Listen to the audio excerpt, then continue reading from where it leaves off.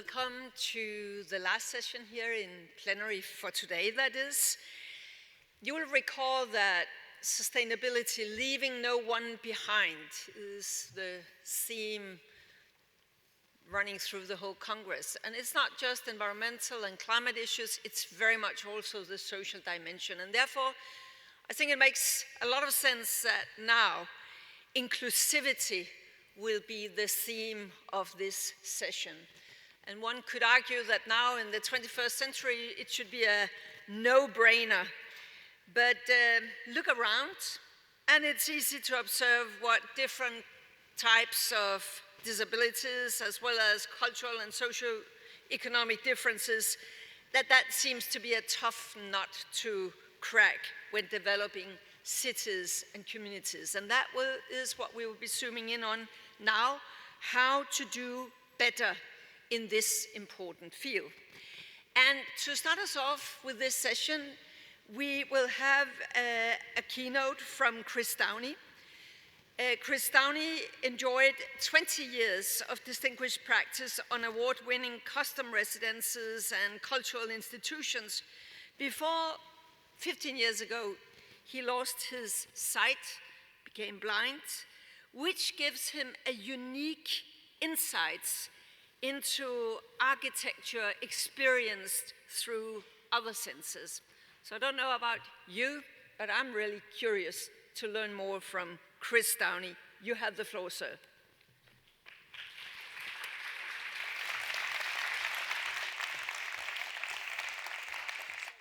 Okay, thank you, Connie. All right, thank you, thank you. Let's see. There, okay.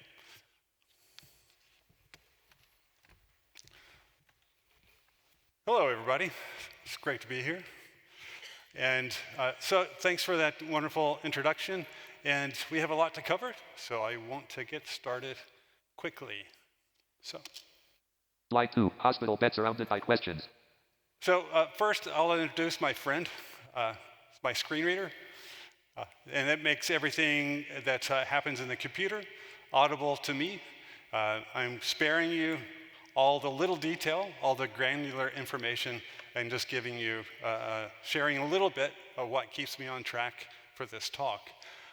And this talk in particular builds off this idea of the 45 years of life experience and 20 years of professional experience as an architect and as a person with sight, and then to unexpectedly lose it all, just like that. Luckily in a controlled setting as an unintended consequence of surgery to remove a brain tumor.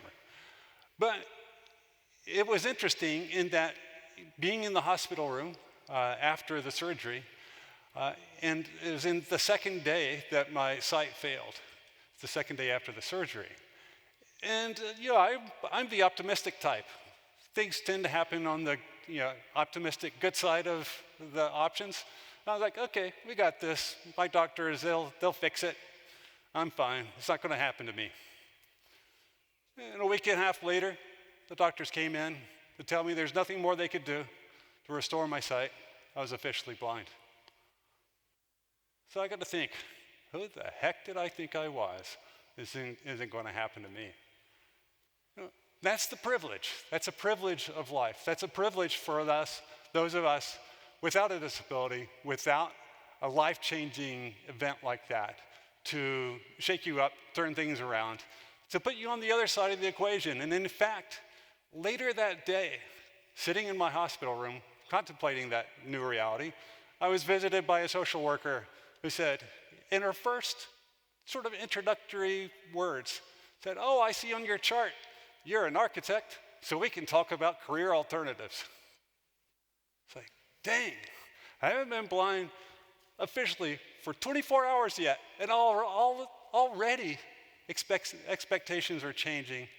Perhaps opportunity is fading away. I have moved from this side to that side, those with disabilities to those without. I'd crossed the visual divide, all sorts of things. Opportunity, sorry, we lost the sound? Okay. I'll try to speak up. There we go. So much had changed that quickly. And then, but it was like, okay, what are you going to do? And with a family at home, a son who was 10, a wife, people I want to get back to work with, and get on with life. So, I was kind of crazy. A month later, I was back in the office. Slide 3, insert new operating system. But it's rather naive. There's a lot more you have to do. A lot of disabilities, you don't just get it and go back about your life. In the case of losing sight, there's a lot of training that has to happen. A lot of new skills that have to be developed. Everything from just basic successful living skills, getting around the house, being safe, learning things like how to get around with a long white cane, to be independent, to get around your home, your community, your city. Learning how to use a bus without sight. Learning how to go to the airport, take a plane, do all that stuff on your own. How to operate a computer. All sorts of things you have to relearn in non-visual ways. All these things that you take for granted that you do with sight, having to find other ways to do it, to get the same things done. So yeah, it's not that easy, it takes a lot of work, but interestingly— Slide 4, orientation and mobility training. One of the most impactful things for me as an architect going through this process was a process called orientation and mobility training. And that's learning to get around effectively in the environment with the use of a cane. So you're finding things with a cane for your safety, but you're also using it to interrogate the world around you, the environment around you. And it became something that kept me in touch with the environment, whether it's things underneath my feet, things that I could hear in response to the tapping of the cane, all sorts of things that you could discover in interrogating the world through the use of a long white cane. And I actually started thinking about how when I'm moving Slide through 5, the city, Chris walking in San Francisco. in walking through buildings and cities that I knew visually, discovering the same places now without sight, and learning how much of the city I had missed by not listening to it, by not feeling it under my shoes, by not being aware of others around me, just sort of having the casual glance and going on about my work, my day. And it was really interesting after being out in the city for a good bit of time. It made me realize, I'm out here, I'm doing the same thing. I'm the same person. I have the same passions, the same hope, the same desires. All that's the same, but my place in the city was very different. My engagement with the city was different, and also the engagement with people around me was different. One of the most remarkable things about that was how it brought me closer to people around me. People of all types, whether they were people that were homeless on the streets, whether they were people getting around Oakland, California, a lot of people that were African American just coming up to talk to me, wishing me a great day, all sorts of things, these connections with people that somehow or another, becoming blind brought me closer to people on the street, closer to people around me, and what a remarkable, wonderful experience that was. But at the same time, I was the same person. It's like, how could that happen? Slide 6, my avatar. What it made me think was, it's almost like having an avatar. I grab my cane, my sword, and go out in this new environment, new space, and my place in it is very different. As an architect, you can think of it as an extreme empathetic experiment. And I can still think visually in my mind, still design visually in my mind, but have this different experience of engaging in the world, studying the environment, studying the city, studying the buildings in a different way, yet being the same person and being able to interrogate those experiences, to interrogate those new communities, to then let that inform how I design, how I engage with others, and how we then go about building communities. Did that advance? Slide 7, outsides. And all those lessons were things that I started referring to as outsights, or insights that I gained with the benefit of having lost my sight. And there are things that were just absolutely profound, some of them trivial, but a lot of it just wonderful. And those are some of the things I'd like to share with you today. And in this case, I really want to take— Slide 8, architecture beyond sight. Thinking about taking architecture beyond sight. And that's a key distinction in my mind. It's not architecture without sight. What I learned through all this is as I designed with sight, before losing my sight, it was rather superficial. I designed as far as the eye could see. which could be the surface right in front of you. And in this case, it was really trying to take architecture, taking the city beyond the mere gaze of sight or the ocular centrism of design into a richer, deeper way of being in the environment around us and designing for that intentionally. Slide 9, architecture and the senses. Slide 10, lighthouse for the blind and visually impaired, San Francisco, California. So with that, I want to share a few case studies. Only one of them will be a project that I worked on, and others will be different kind of situations and things to learn from. And then I'll share a few final sort of closing outsights with you as I wrap up. So the first one I want to look at is the Lighthouse for the Blind and Visually Impaired. It's a project I worked on, consulted on with some other architects, and it's for an organization in San Francisco that is both a rehabilitation training center for people experiencing sight loss, but it's also a community center for people and their families and friends that have experienced sight loss. So, and the client, half of the organization is comprised of people that are blind, including the leadership, which is about half of their leadership, including the executive director, is blind. Slide 11, lighthouse reception on floor 10. So with that, this is basically they took over the top 3 floors of an 11-story building in downtown San Francisco. So in taking on the top 3 floors, we had the idea of entering on the 10th floor in the middle of it. And then where the elevators are located, it's right dead center of the 10th floor. So we're at the center on the horizontal plan, but also vertically within the 3 floors. So that you got there, you could step forward into the reception area. If you're sighted, you could look straight ahead, and you could see stairs going up and stairs going down. Those stairs weren't there. Those we cut in and designed into the space. And the importance of that was both community, but also it was about the acoustics of space. So if you walked in and you're blind, you couldn't see that there were stairs, but they were designed in wood, so you could hear footfalls and cane taps. So it became accessible to you. You could immediately know that there were places above and places below. And the entire circulation path around the space was polished concrete. So you could hear footfalls and cane taps and all sorts of things, even the tapping of dog paws, of guide dogs helping people around, walking through the space. So all that was very intentionally designed, the deep nuance of a non-visual experience, trying to make it a multi-sensory experience that was accessible equitably to everyone. And in thinking about the acoustics, we also had the opportunity to really work deeply in the design of the acoustics. That's something that as architects, it's really hard to do well, hard to do at all. We can't draw acoustics very well. We can't model. We have incredibly powerful rendering systems that make photorealistic models and fly-throughs and things. If you're trying to design how it sounds, that's a harder thing to do and to represent and to test. So in this case, we had the benefit of working with Arab engineers, and they have a sound lab where they actually digitally model the sound of the environment before it's built, and you can manipulate it to make it more effective towards the goal that you have.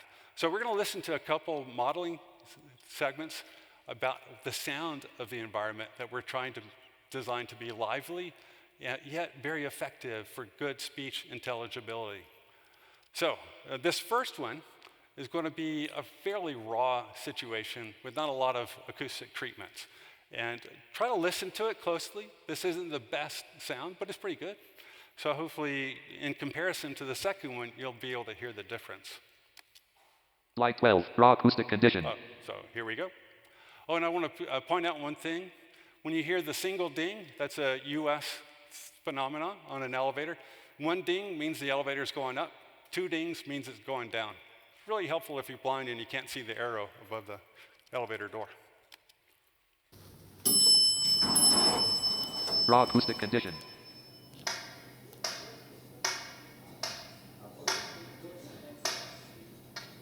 Good morning. Welcome to the Lighthouse.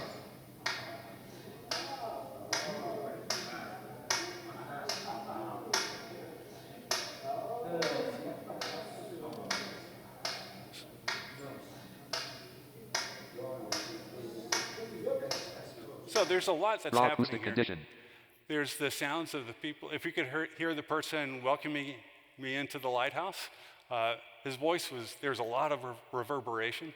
Very hard to understand him, so that's a problem we were trying to solve in this modeling. But you're also listening to the cane taps. My cane as it hits the surface. And I'm not listening to the sound from that cane tap, but as that sound goes off into space, hits surfaces, comes back to my ears, and starts to give you an impression of the volume, the shape, the form around you.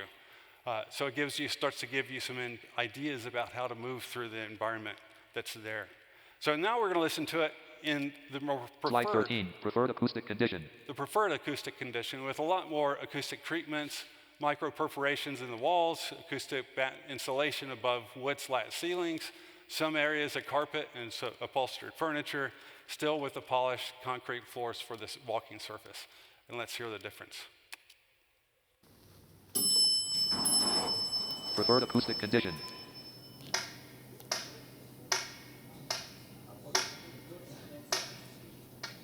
Good morning. Welcome to the Lighthouse.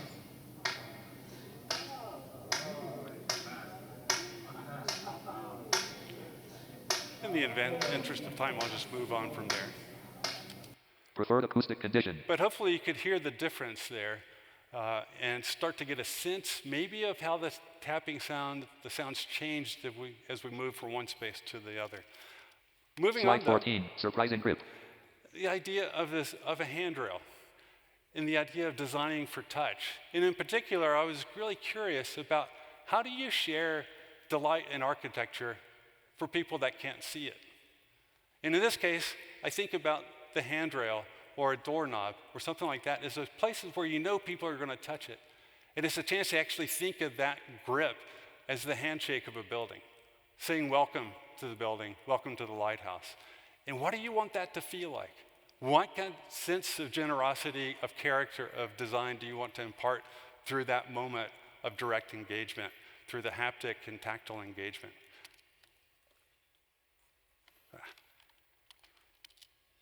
Slide 15, handrail design process. And just as a matter of the design process, designing things through, I sketch a lot with wax sticks, and doing that on top of embossed tactile drawings, and sharing those with other architects, and then they created 3D prints that you could actually test at full size. And we could have a lot of people test it to judge the grip to make sure it was fitting well and working towards the design, all about that quality of touch. Slide 16, visual contrasted lighthouse stair. But also thinking about visual accessibility. I have absolutely no sight, no light perception. I thought that was blindness. It turns out that's only about 6 to 8% of the blind experience. Most have some light perception, might be able to see form, shadow, movement. And for those with low vision conditions, the visual environment that we design for them becomes very critical. And in this case, a stairwell. Without these stainless steel nosing strips, someone looking at that with a low vision condition would likely see that as a solid block of wood, with no idea of where the stair nosing is, and could easily fall down that because of not being able to see it. So designing with these high contrasting nosing strips makes that space, that stair tread, that much more visible to those with low vision conditions. Slide 17, photo of stair arriving at level 9. But also thinking about that stair as it came down to the 9th floor, the lowest floor, it's important to design how that stair ends, and in particular to protect the underside of that stair. And what's critical about, in this case, we designed it with a wood plinth underneath it with some cushions around the edge to treat it as a seating area for impromptu conversation along the path, and then it turns underneath the stair where there's enough headroom to not hit your head there, and then have a little sitting nook in that location. Slide 18, stair clearance diagram. And that's something that's required in our codes in the United States. It's protecting the head clearance. It's not always done. The challenge of it, and something that most architects don't understand, is that when you don't do that, diagram works. This is what happens. Your cane goes right up underneath the stair. You walk through it, and you might find it on your chest. You might find it, in this case, in my face. with the life flange at the landing. And this was right in front of the front door of a building. You walk straight ahead, that's your welcome. Yeah, steel beam in the face. Welcome to our place. So anyway, it's a very important thing to keep in mind, and the importance of protecting the underside of stairs, leaning structures, and those are like leaning their walls out into space. Same thing there. Slide 19, visual contrasted lighthouse signage. But also extending the other idea of visual accessibility into signage and making sure that it's visually accessible with effective color contrast. In this case at the lighthouse, the numbering system was really important. That's the wayfinding system. There's a whole structure to how the numbers work. If you hear a number, you know exactly which floor to go to and which corner of the building. And seeing those numbers was really important. So we actually made those numbers larger than what was allowed by code. But what are working with the low vision users at the lighthouse, they needed this letter size that was that large to be able to see it. And Slide then to be 20, able to see it, room signs. to be able to see it more from the distance, to sort of demonstrate how it works visually from afar, from the distance, but also up close when you touch it. You have the raised characters, you have Braille, it's an accessible signage, and it's really critical to have that for an inclusive environment. Slide 21, cobblestone sidewalks, vertical tab, Copenhagen, So I want Denmark. to move quickly on to a different sort of case study, and that's here more locally. Hopefully you've had a chance to get out of Copenhagen, experience the city, and in the sidewalks there. Slide 22, Copenhagen cobblestones. Cobblestone sidewalks, which I remember when I was a student here back in 1983, I remember walking the cobblestones and how difficult, uncomfortable that felt. But then I realized there were these granite planks that went down the center of many of the sidewalks, and that's where you'd want to walk. And talking with my professors at the time, they explained that that's something that was done largely to be able to move products on carts and things safely to their destination. But then it turned out that people liked it too. And you push it Slide forward. 23, Copenhagen cobblestones and dash inclusive. You realize that people pushing baby carriages, can your baby sleep in a carriage if you're on the cobblestones? No.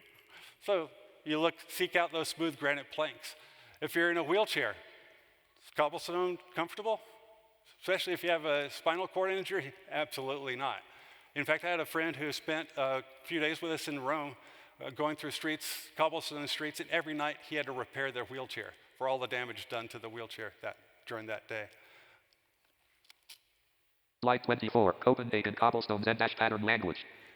And what I've learned since then is that it's developed a richer vocabulary of things, patterns that suggest differences. So in this case, one slide, one image shows two granite planks that stop, have a gap of cobblestones, and then a singular plank of granite, then expanding out again to two.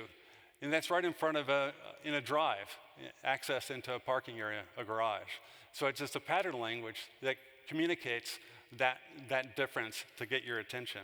But also at the turns, where there are truncated domes in those turns, so that you can feel that with a cane or feel it underfoot, and to then anticipate where that turn is. So, Slide 25, Copenhagen cobblestones and dash universal. What I really like about that is how it makes that environment very accessible, very inclusive, and quite frankly, it works for everyone, as demonstrated by this photograph, where I think more people want to get on those granite planks than can fit on them. So maybe we need more granite planks for good walking surfaces. Slide 26, inclusive sports and recreation. Okay, then just sort of a slight tangent, thinking Slide about 27, Warp Cycling Center. learning from different kind of contexts. In this case, this is a cycling center. When I first came across this, I was sighted, and I went by this little shack, and there are all sorts of tricked out bicycles coming out of it. And I actually thought, this must be like Christiania in Copenhagen. That back in the time when I was in school here in the early 80s, they would trick out all sorts of bikes, all sorts of bizarre things. That's what I thought was happening here. It turns out that it's a cycling center for people with disabilities. And there they have a motto: if you can make at least a full or partial rotation with at least one limb, they can get you on a bike. They don't say no. They figure it out. And in fact, they've outdone that. They've gone to the point where they had one woman who came, she couldn't move any limbs, even in a quarter. So they got it to work with her shoulders. They created a system that she could move her shoulders from side to side, and she was able to realize her dream to bike across the Golden Gate Bridge with this tricked out bike. And what is powerful to me, and I think is a powerful challenge to us as architects, as designers, is to find ways to make things happen and to not be content with, oh, you can't do that. No, we got this creative power, figure it out. And then secondly, hopefully it's Slide 28, rowing the multi-dash sensory challenge. I'm in this boat rowing someplace. I think I'm like in the third seat or fourth seat in the middle of the boat. And I'm the only one on the team that's blind. What's powerful about this is it's a multisensory sport. I can hear when the other athletes, their blades catch the water. I can hear when they rotate their oars within the oar locks. I can hear the seats move up and down the slides. I can feel the balance in the boat and adjust to help balance the boat. There's all the information that I need without the benefit of sight to be spot on in a sport that's all about perfect synchronization, perfect teamwork, and it's all about getting that shared goal of winning the race, of competing together, of breathing as one. So I like to really share that as a challenge to us architects to design those multisensory environments that are inclusive of everyone, that doesn't depend on sight, it doesn't depend on hearing, it doesn't depend on the ability to walk. You can do it however you need to. The environment is there to support that. Slide 29, closing outsides. So, closing. Slide 30, really disability quickly, awareness merit badge. Something I came across with my son's disability awareness group that I was leading for his scout troop when he was a young kid. And in here is something that's really challenging for us as architects and designers. If you read about it, it'll give you the definition of disability. What's more important, though, is the idea that a person with a disability isn't handicapped until a barrier is put in their way. I take that as a really challenging statement to an architect, because who puts those barriers there? Whether intentionally or unintentionally. Hopefully nobody does that intentionally. But what it does is it changes our relationship. Instead of doing something for somebody else, this is something that we're doing to somebody else. You're disabling people in that environment if you don't design it for them, for the people that could come here. And if it's not sure about those people that you want to come here, do you really want to choose to exclude those people from participating in your environment? Slide 31, ignorance is the enemy within by Darren Walker. And perhaps most importantly, this little statement, something that I encourage everybody to search for online, is this statement by Darren Walker, the CEO of the Ford Foundation in the US. And it's a philanthropic organization, and they announced their new diversity and equity and inclusivity initiatives and the Forward principles, and to all sorts of acclaim. Then all of a sudden he started getting complaints, hearing from people, allies and advocates and people with disabilities saying, how on earth could you do all that, include all that great thinking, and never once mention people with disabilities? And as for Darren Walker, as an African American, gay, who prides himself on being in tune, being aware, being on top of it, being inclusive, being equitable, how could he forget that? How could he not think of that? And then he had to admit to his own privilege. So like back to me in my hospital bed, having no disability, not being part of that community, not having anybody in his family that had a disability. It was outside of his awareness, outside of his consciousness. It wasn't part of what he knew as another community excluded from full inclusion. So with that, he thought about some teachings of James Baldwin, a civil rights leader in the US back in the 70s. And he talked about how ignorance allied with power is of the most pernicious effects against justice that can be. And it's really powerful to think about, especially as architects. Because as we have the ability to design the environment, we can't afford to do so through ignorance. We need to have knowledge. We have to bring people to the table. We have to bring those that are not like us to the table, to the communication, into our offices, into our schools, to be there with us so that it gets to completely baked into the system for a truly inclusive environment. So thank you. Slide 32, architects as gatekeepers. Slide 33, thank you. Thank you very much, Mr. Downey. Oh, sorry. Sorry. You have 2 steps more here. Yeah. Please. The around, couch is yeah. there. 1 more step. 2 more. Yeah, I got it. Yeah, thank you. Thank you so much, Mr. Downey. I think you could hear from the warm applause that not only we heard amazing examples, and you showed us very visibly to us also there, but I also think that we all felt an amazingly strong personality who turned the situation into really new thinking, new solutions, innovation in really many ways. Thank you very much for that inspiring presentation. Now we will change the perspective slightly. It still will be about inclusivity, but now you're going to meet 2 young ladies from Comunal. Comunal is founded in Mexico City by Mariana Grajales and Jesica Amescua Carrera. The whole team they have is made up of women, and Comunal visualizes the inhabitants as subjects of action, not as objects of intervention. And what that really means, we will hear now when I invite the 2 young ladies coming to stage. Please.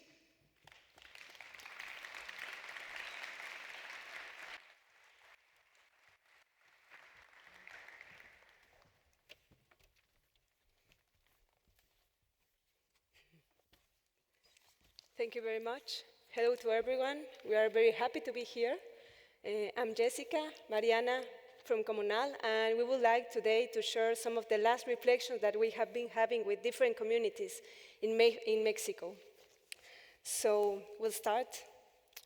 For a long time, we have witnessed what the Ecuadorian philosopher Bolívar Echeverría named as capitalist modernity, or really existing modernity, whose civilizing project has resulted in the construction of a Western universal subject, in the homogenization of lifestyles, in cultural uprooting, in the dispossession of the global South, and in the great inequalities produced by the patriarchal order, a system based on relations of domination that requires racism, coloniality, capitalism, the encirclement of commons, the exploitation of natural goods, gender binarism, and adultocracy, among other oppressive relations to exploit and accumulate wealth. For the Argentine anthropologist Rita Segato, the patriarchal order is a pedagogy of cruelty that teaches us to live in a world of objects and not in a world of subjects, transmuting everything that is alive in things or merchandise. It is therefore worth asking ourselves, how does school learning, professionalization of knowledge, and enclosure of common knowledge influence the way we manage, design, and produce our habitat? Under the notion that knowledge is acquired only through school learning, professional training promotes the idea that academic theory to design and build a home is a higher knowledge than the knowing how to make a house from common experience, creative practice, observation, territorial memory, and situated knowledge. In representation of the above, the majority of the schools of architecture in Latin America favor the uncritical and thoughtless consumption of theories, mainly Eurocentric and modes of production of the patriarchal, racist, colonial, capitalist, and modern habitat, leaving aside those philosophies of life and vernacular ways of inhabiting. The hegemonic and colonial conception of knowledge has its origin in epistemic racism, which has led to the consolidation of the disabling professions defined by the philosopher Ivan Illich as those in which the experts claim all the authority over the knowledge to impute needs, formulate diagnoses, and impose solutions on people from a vertical and dominant position. Under this act, the professions disable local and on-school knowledge about the common good and the collective management of life. We began to have these reflections during the multiple reconstruction processes that took place after the earthquakes of 2017 in Mexico.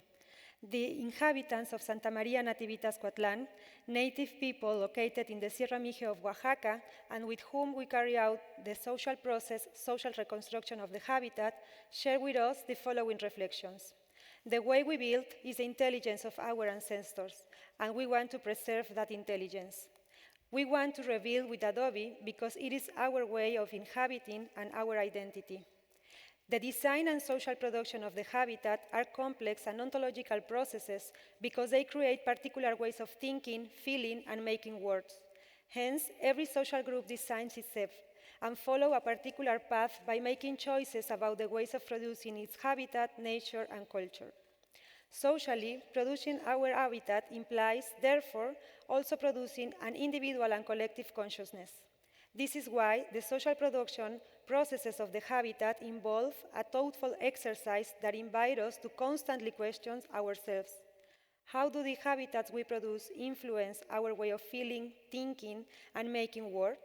What experiences, memories, and narratives shape our desires, needs, designs, and collective life projects? We have known answers to these questions from the intercultural bed of the teaching-learning processes carried out by the young people and teachers of the community of Tepetzintan. With a view to transforming the reality, they have self-produced educational spaces and materials in Nahuatl to strengthen the identity and self-esteem of young people, as well as to combat the discrimination and racism that they live because of speaking their native language. Through the construction of the project Productive Rural School, they have managed to create an educational model based on the territorial knowledge of the place. Participatory processes such as this are not sustained only by reason, but mainly by the affections that led to self-organization, as well as attachment to people and territories in which forms of solidarity are designed. This is how Professor Pablo Troncoso has expressed it. Maybe there are other schools that are closer or have better access, but here there is complicity, because we form an affective bond between all. That is why we don't go back. We are going to move on to finish the school and continue learning to build together. Students are part of my family. They are the children I have to raise. In order to collaborate in self-managed and collective processes based on solidarity and opposed to the sister heteropatriarchal order, we have resorted to the notion of social production and management of the habitat, which emerged in the 60s as an alternative current to promote the search for a social transformation based on autonomous, organized, and participatory processes as described by Enrique Ortiz. The ethical political stance of this notion demands a reflective, critical, and affective awareness of the ways of producing our habitat so as not to produce acts of domination and patriarchal violence. For this, it becomes fundamental to rethink the interdimensional and interscalar challenges of the habitat through the structural and systemic vision of complex thinking.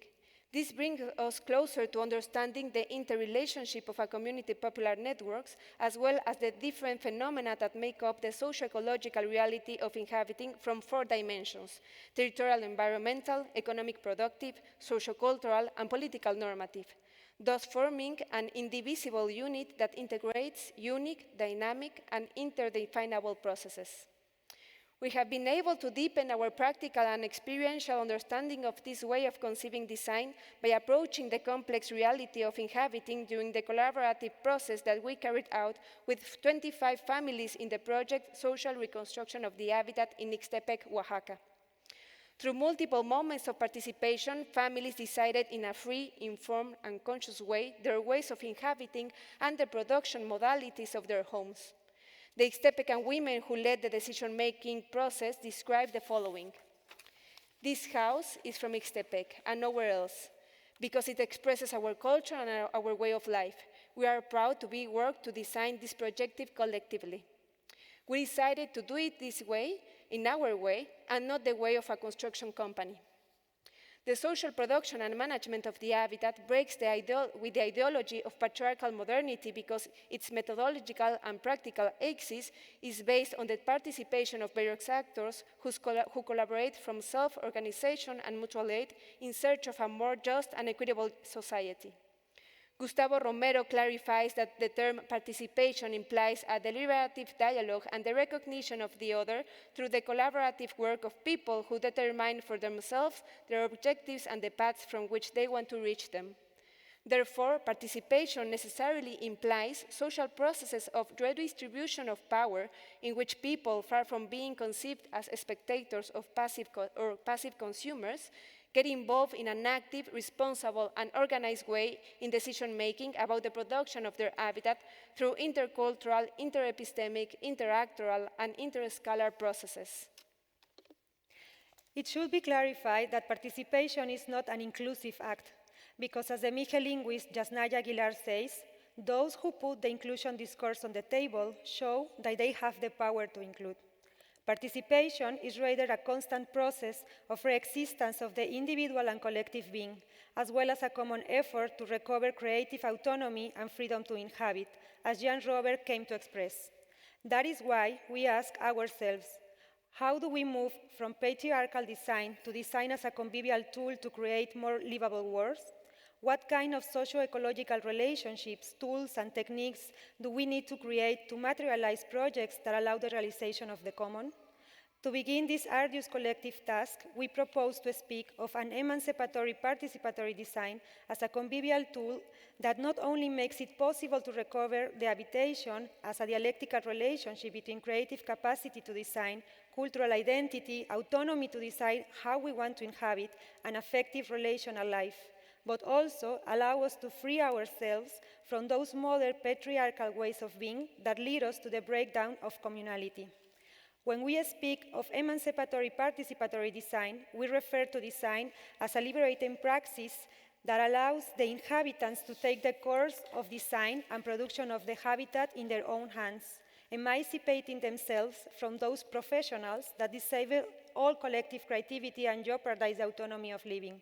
From this point of view, emancipatory participatory design is not an altruistic or welfare-oriented act, much less the opportunity to act as white saviors, but rather represents the possibility of a process of mutual liberation that helps us sustain active hope and community popular networks. The transition towards livable futures implies collaboratively designing a common panorama of convivial strategies, tools, and ways of living that allow us to reflexively transform ourselves in the very process of creating and producing our habitat. We have reflected on these transformations from the experiences we have had collaborating with farmers and families of the community of Loma Bonita, located in the Lacandona jungle of Chiapas, who face the radical transformations of the hyper-biodiverse landscape of the place that have put their socio-ecological resilience at risk. Through a knowledge exchange program, we have reflected as a group with the inhabitants on community organizing schemes that allow to strengthen local capacities and biocultural ties to thus self-produce a community space and food laboratory project named Vista a la Selva through the territorial and constructive memory of the place. In an interactoral way and through various techniques, tools, and pedagogical participatory methods, we have accompanied the various moments of participation in which multiple ideas, thoughts, and emotions about the future community space have been expressed. Likewise, collective agreements have been generated around its design and social process of self-production, which has resulted in the integration of the new people from the place to the community process, including children and youth, and the realization of various contributions by the inhabitants to start the construction of the space. From our ethical political position, we consider it fundamental to stop recognizing ourselves only as professionals or architects, but rather as inhabitants of a relational world with freedom and commitment to participate, produce, design, and care of our habitat.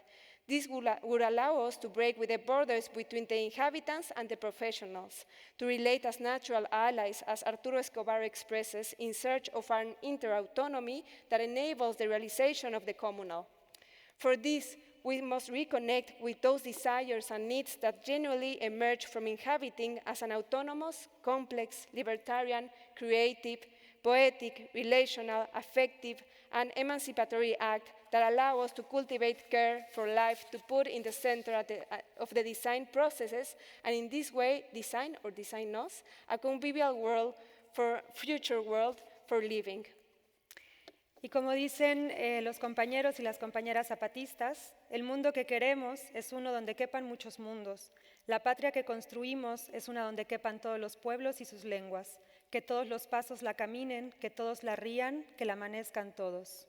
As the Zapatists expressed in the fourth declaration of the Lacandon Jungle, the world we want is one where many can fit. The nation we construct is one where all communities and languages can fit, where all the steps may walk, where all may have laughters, where all may live the dawn. Thank you very much. Thank you very much. Mariana, if you sit there next to Mr. Downey, and then Jesica, you can take the seat next to them, because now Jesica will sometimes translate as you just did. Thank you, all three of you. Very diverse take on some of these things. I wondered, now I'm revealing a secret to the audience, but it's very hard to hear what each other says up here. That's a bit late to say that, but maybe I think if you could just say Communal, you go in and you work with the civil society, but maybe you could just in few words explain Communal's role in the projects. Okay, maybe we can make a short description. We collaborate with different communities that ask our collaboration. We never work with a community without any us imposing a project or us imposing a social process. So the community asks you for help. Exactly. Never the other way around, because that would be a completely colonial and way of dominating what do they have to do in their community. So always they ask for a collaboration in certain topic, in certain type of process.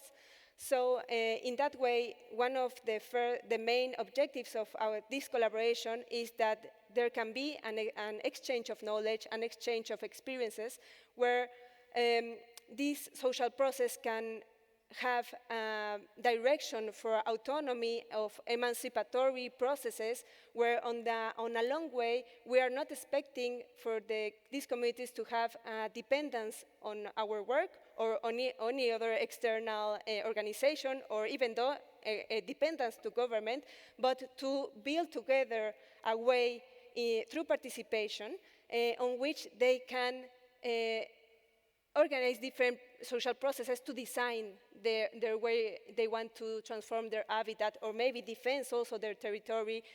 Our work is not just about producing a space. Sometimes we are involved in the processes related to the defense of territory, or processes related to the strengthening of memory, etc. So maybe Mariana will. So Mariana, the point is that when you go in, you enable the projects, and then people should be in a position where they can take care afterwards to run the community themselves.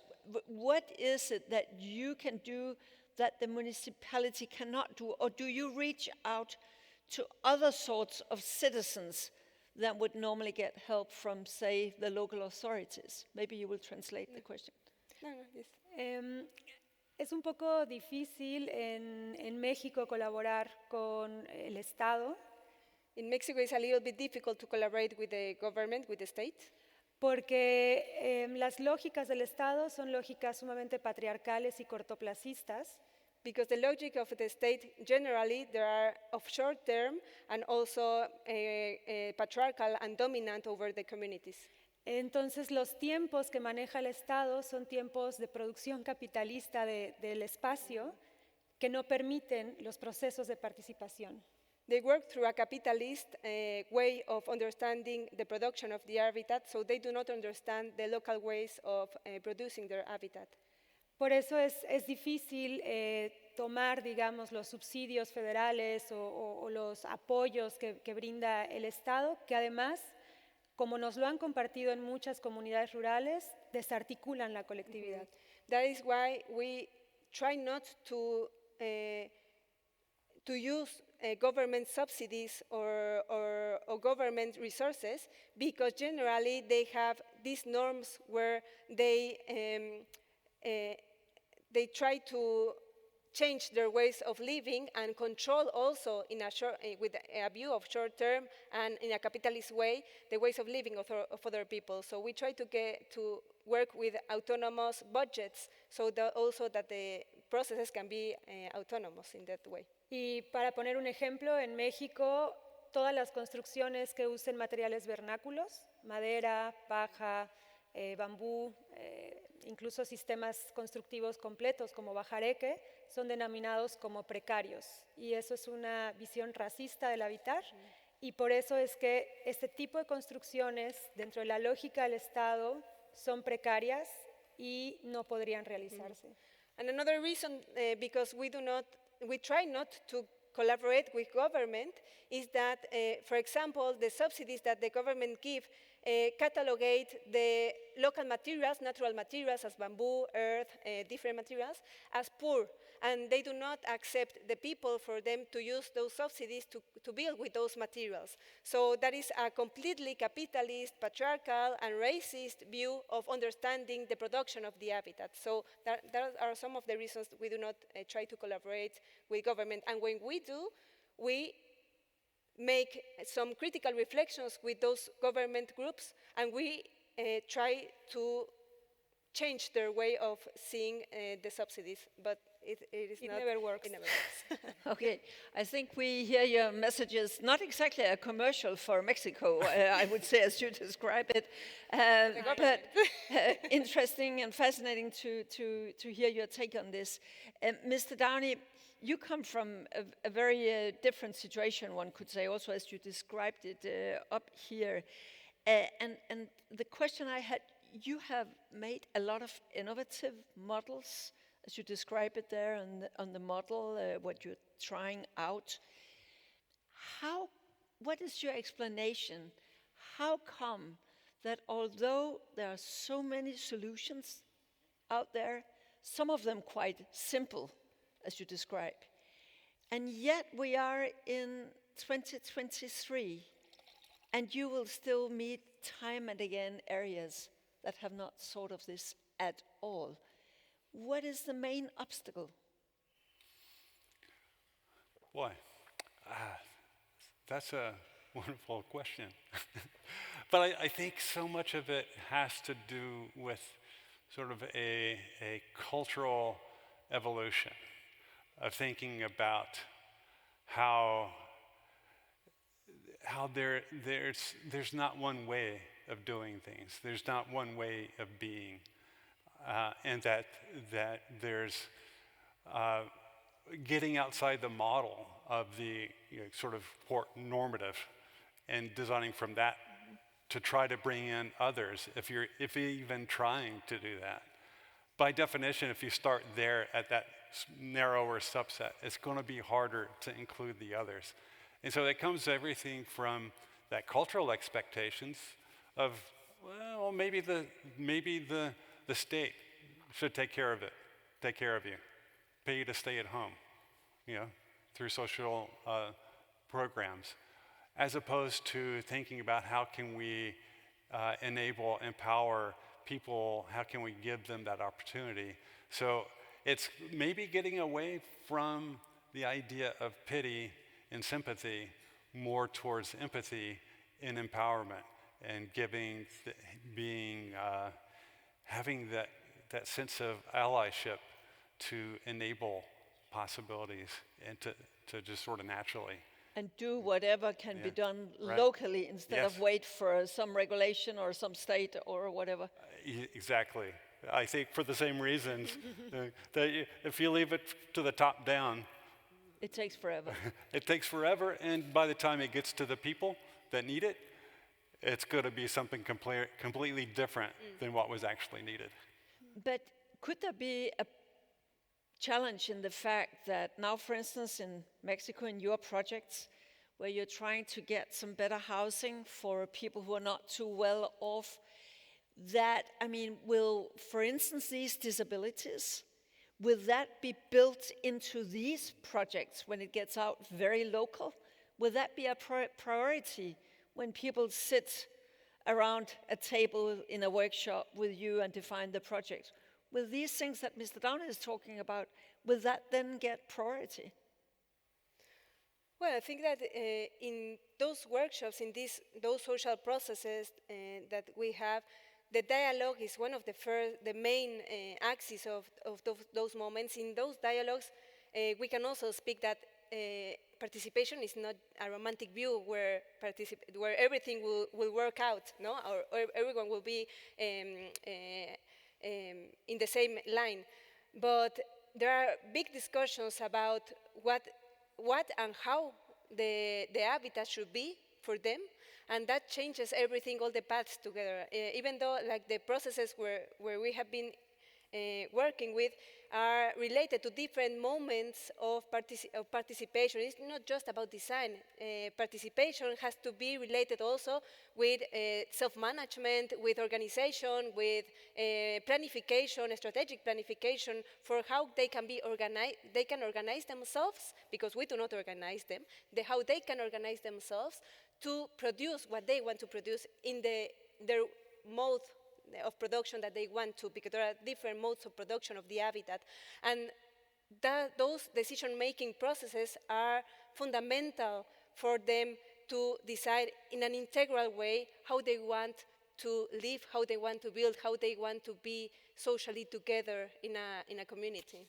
But Mariana, if I were the devil's advocate, then I could say in many of these democratic and well-intentioned contexts, it often ends up still being some of the strong personalities in a group taking the lead, deciding what to prioritize, not to. How are you dealing with that? Because I very much understand that your intention is to be extremely inclusive. How do you do that? Precisamente un término que cuestionamos mucho es la democracia. A term that we use to question a lot is democracy, for example.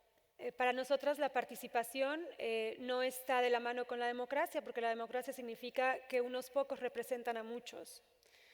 For instance, participation is not related to democracy, because democracy represents in an homogeneous way what many people want. But participation is a process of dialogue where many different ideas can be there, and they have to discuss, to dialogue, to negotiate. Participation is a process of negotiation. It's not a romantic view.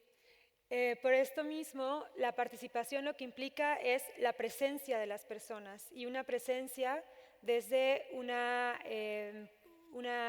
postura de responsabilidad colectiva.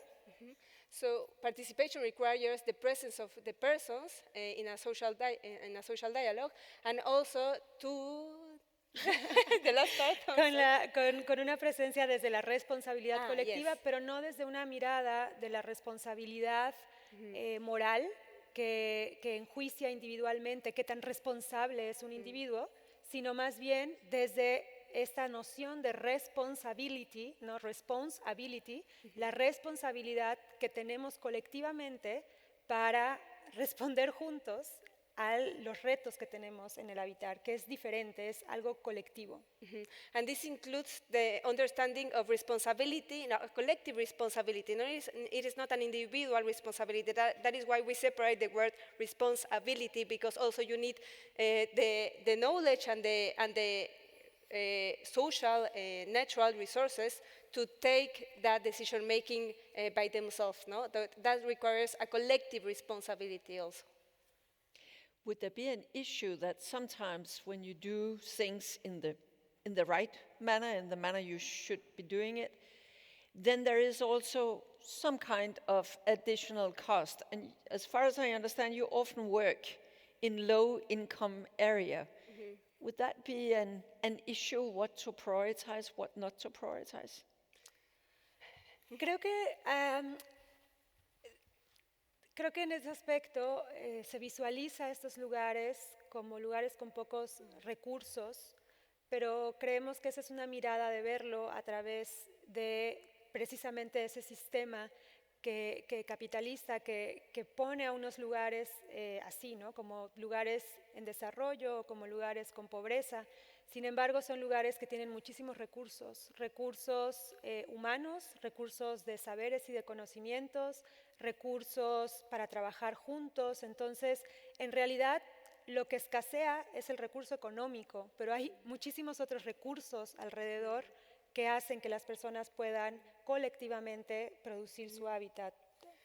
Yeah, maybe it seems that the places where we work, they are related to poor communities because of the common idea, no, of what poor is. But what we have been reflecting and we have been experiencing is that these places have a great richness in other parts, in different type of resources, social resources, natural resources, territorial resources, also organizational resources, and those are some of the main resources that make possible the transformation and the defense of these habitats. So for us, it's not about poor places.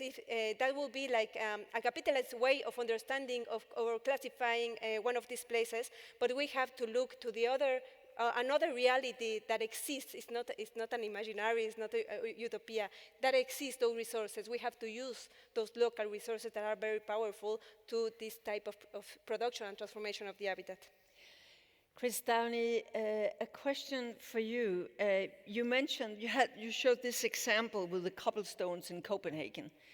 And I learned, I don't know if you already knew this concept or notion, but this, you mentioned pattern language. In other words, there are things that we know would be helpful to people in our society, and yet it is not the norm. It's not just being done everywhere. I wondered what your suggestion would be, how to improve on that side, and I wondered in particular whether digital means could help us to shortcut faster, to disseminate these best practices much faster when we build and construct and design. Boy, I think that there's the power of the technology of our social networking online is the speed of communication, the speed of sharing good ideas, sharing best practices. So having a portal, having some way of sharing that to, you know, why should the same mistakes be repeated all over the place to finally get to the right answer, to move the ball forward? So yes, sharing that would be really helpful. And I think that there's like that example of the granite planks and the cobblestone sidewalk. In many ways, it's the exact same thing that's being done many other places with tactile guide or directional tiles to guide you down a sidewalk.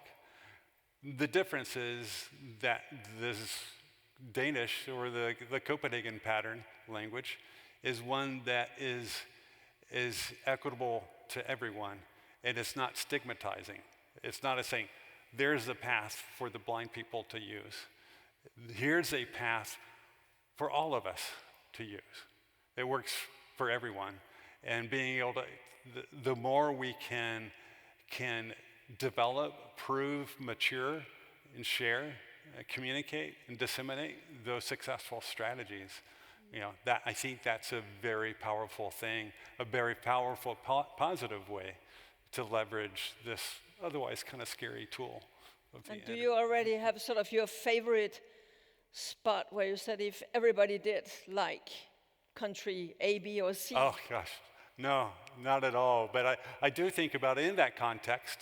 I do think about if we were to take all the people in the world that have disabilities and consider them one country, it'd be the third largest country in the world. It'd be India, China, and the country of people with disabilities. Be larger than the United States. And that's a pretty astounding thing to think about, especially as we think about it being a marginalized community, people that aren't always sort of thought about. But in thinking about that, of coalescing that much power that much passion, that much desire to solve some of these gnarly questions, and quite frankly, to make sure we're solving them in ways that, I'm not solving problems for the blind that are at the expense of people that are deaf, or at the expense of people with mobility disabilities or neurodiversity. So having that really rich conversation with those people that are very dependent on the built environment for successful engagement and successful life, to really get them together to really be able to make good progress on that. And that, quite frankly, from the grassroots level, from the work that coming out of the idea of having that, the power of the individual, of the community sort of coming up together to really imagine and enable the life they want to have. So to wrap up, your best advice to a crowd of designers and architects, people who define our built environment? If that's a question to me, I say it's important to think about people that live unlike you. And if you're an architect, to bring in people into your office, into your firm that are unlike you. If you're an educator, to bring in people that are unlike you. The less diverse, the less rich the conversation. So we need a richer diversity of people at the table, in the studio, on the boards, in the cities, affecting these things in a more positive way. That was a strong message. And I think I could see that Mariana, and I guess also Jesica, were nodding, because that is also exactly what you do, try to really zoom in on diversity, inclusivity. And I think that we have had a strong call for also maybe re-evaluating some of our moral standards, because in the end, we could do much better. As we heard in both examples, there are lots of technologies, innovations, and also ways of include people much more in the planning processes. I think we should end our session here. It's almost 4:30. And before you give a round of applause to our guests here, remember that tomorrow morning we will have yet another, will be the last session here in plenary before the closing session. And there you can meet Mette Skjold and Sir Partha Dasgupta, the man behind the economics of biodiversity, the Dasgupta report to the British government. So we will meet here again, for those who are interested, at 9 o'clock, but please join me in applauding our three guests up here.